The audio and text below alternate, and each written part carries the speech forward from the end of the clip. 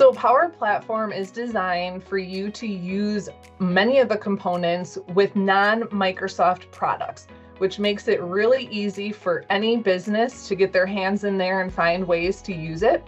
Power Automate, for example, has a ton of different connectors to products that are not Microsoft.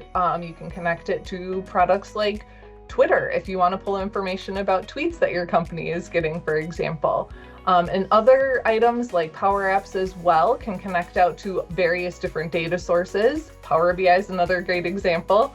So you can pull data from all these different sources to incorporate into your applications that you're building on the Power Platform.